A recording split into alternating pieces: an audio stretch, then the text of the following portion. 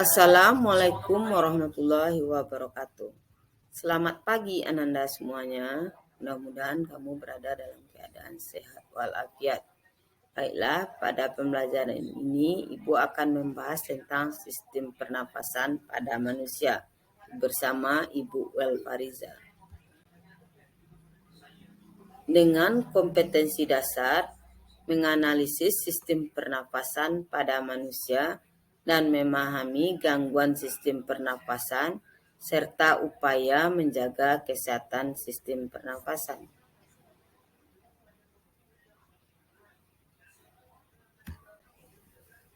Indikator pembelajaran. 1. Mendefinisikan respirasi, bernapas, dan sistem pernapasan.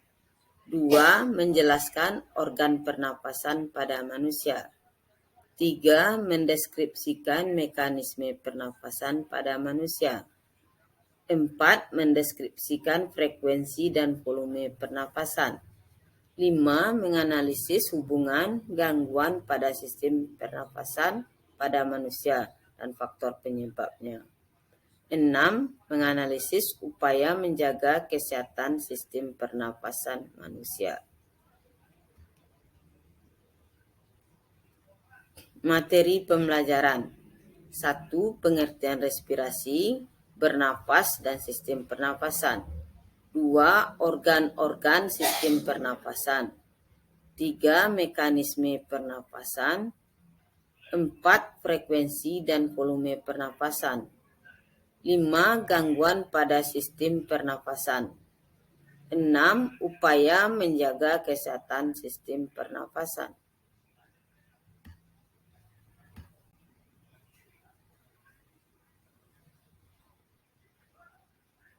Baiklah, kita masuk pada materi pembelajaran. 1. Pengertian respirasi, bernapas, dan sistem pernapasan.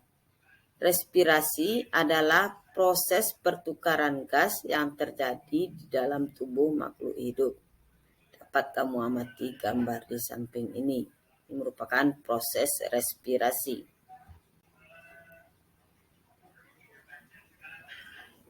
Ada 3 proses dasar dalam respirasi manusia. 1. Respirasi eksternal, merupakan pertukaran gas-gas antara alveolus paru-paru dengan darah di dalam pembuluh kapiler paru-paru. 2. Respirasi internal, merupakan pertukaran gas-gas antara darah di dalam pembuluh kapiler jaringan tubuh dengan sel-sel atau jaringan tubuh. 3. Bernafas, merupakan proses menghirup udara atau inhalasi dan menghembuskan udara atau ekhalasi. Sistem pernapasan pada manusia adalah sekumpulan organ yang terlibat dalam proses pertukaran gas oksigen dan karbon dioksida di dalam darah.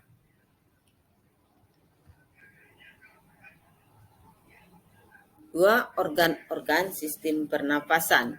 Secara struktural, sistem pernapasan tersusun atas 2 bagian utama. 1. Sistem pernapasan bagian atas, meliputi hidung dan faring. 2. Sistem pernapasan bagian bawah, meliputi laring, trakea, bronkus, dan paru-paru.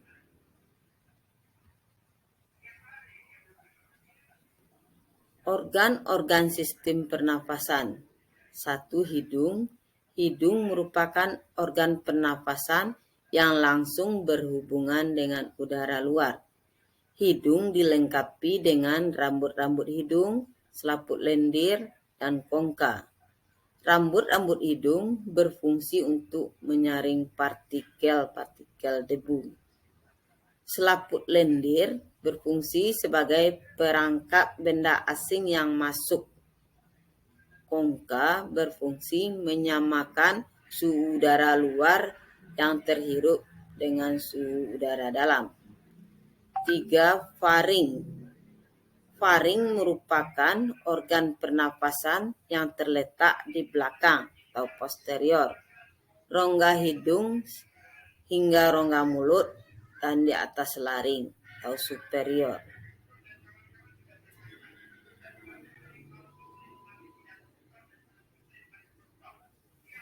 Faring berfungsi sebagai jalur masuk udara dan makanan, ruang resonansi suara, serta tempat tonsil yang berpartisipasi pada reaksi kekebalan tubuh dalam melawan benda asing.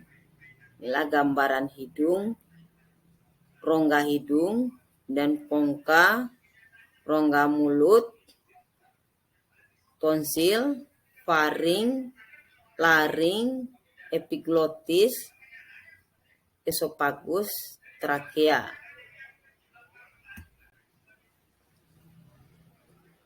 Tiga, laring. Laring atau ruang suara merupakan organ pernapasan yang menghubungkan faring dengan trakea. Di dalam laring terdapat epiglotis dan pita suara.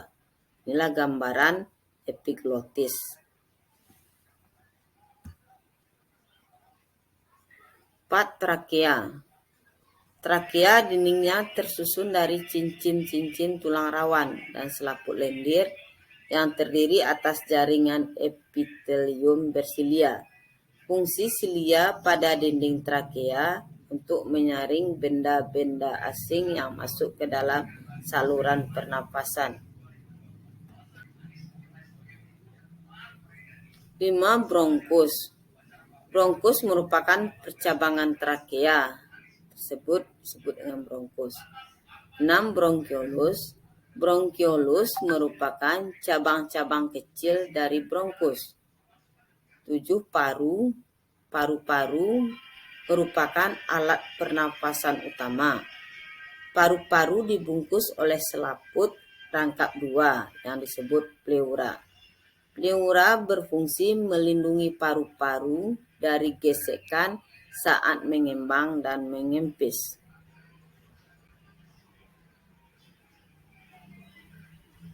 Alveolus. Alveolus merupakan bagian yang berperan dalam pertukaran gas oksigen dan gas karbon dioksida. Ini gambaran dari alveolus.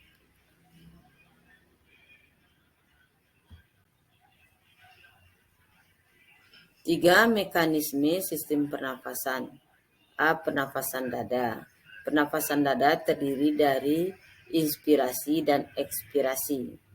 Inspirasi, berkontraksinya otot antar tulang rusuk menyebabkan rongga dada membesar, tekanan udara dalam dada menurun, dan paru-paru mengembang. Tekanan udara rongga paru-paru terlebih rendah dari tekanan udara luar. Udara dari luar masuk ke dalam paru-paru.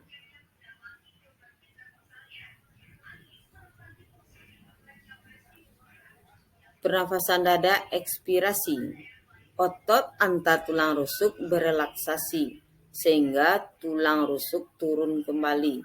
Rongga dada menyempit, tekanan udara dalam rongga dada meningkat, dan paru-paru mengecil. Tekanan udara dalam rongga paru-paru menjadi lebih tinggi dibandingkan tekanan udara luar. Udara keluar dari paru-paru.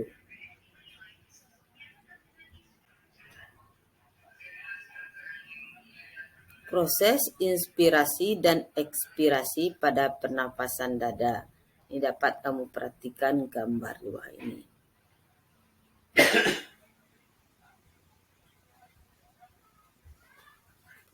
Pernafasan perut. Inspirasi. Berkontraksinya otot diafragma. Diafragma yang semula melengkung berubah menjadi datar. Rongga dada dan paru-paru mengembang. Tekanan udara luar yang rendah dalam paru-paru menyebabkan udara dari luar masuk ke paru-paru. Ekspirasi.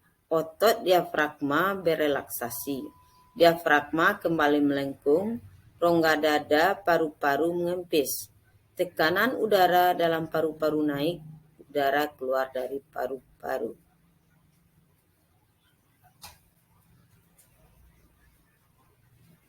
Proses inspirasi dan ekspirasi pernapasan perut. Ini dapat kamu amati gambar ini. 4. Frekuensi dan volume pernapasan.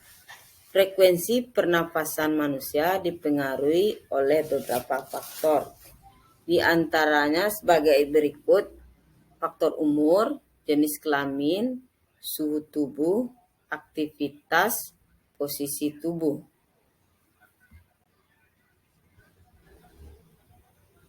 4. Frekuensi dan volume pernapasan. Volume terdiri dari volume tidal. Volume udara tidal adalah volume udara hasil inspirasi atau ekspirasi pada setiap kali bernapas normal. 2. Volume cadangan inspirasi adalah volume udara yang dapat dihisap dengan kekuatan inspirasi yang lebih kuat setelah volume tidal dilakukan.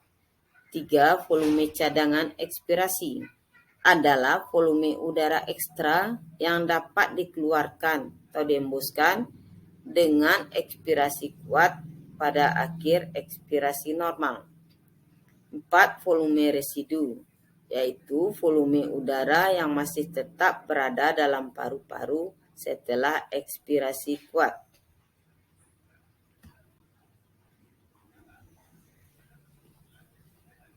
C. Kapasitas paru-paru. Kapasitas inspirasi sama dengan volume tidal ditambah dengan volume cadangan inspirasi. 2. Kapasitas residu fungsional sama dengan volume cadangan ekspirasi ditambah dengan volume residu. 3. Kapasitas vital sama dengan volume cadangan inspirasi ditambah dengan volume tidal dan volume cadangan ekspirasi. Kapasitas total paru-paru adalah volume maksimum. 5. Gangguan pada sistem pernapasan. A. Gangguan pada saluran pernapasan yang disebabkan oleh infeksi mikroorganisme pernapasan, di antaranya faringitis, difteri, tonsilitis, bronkitis, infeksi saluran pernapasan atas atau akut, influenza. Kemudian gangguan pada sistem pernapasan yang tidak disebabkan oleh infeksi, di antaranya rinitis, asma. B. Gangguan pada alveolus disebabkan oleh infeksi mikroorganisme, contohnya pneumonia dan tuberkulosis atau TBC. Kemudian gangguan sistem pernapasan yang tidak disebabkan oleh infeksi, di antaranya emfisema paru-paru, infeksi kronis, infeksi akibat kelebihan mukus, gangguan saluran pernapasan. C. Gangguan pada sistem transportasi. Ada asfiksi, hipoksia, asidosis, dan zoonosis.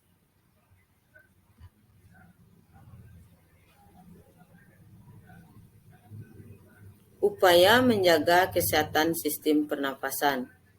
A. Biasakan menghirup udara melalui hidung.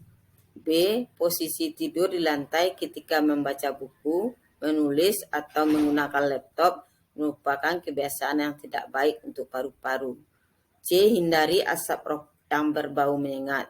D. Perbanyaklah menghirup udara segar dan bersih di pagi hari. E. Hindarilah asap rokok. F. Faktor emosi harus dijaga.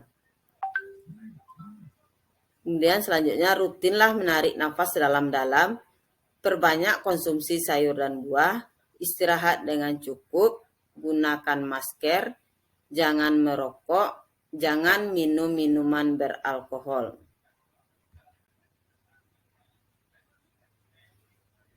Terima kasih.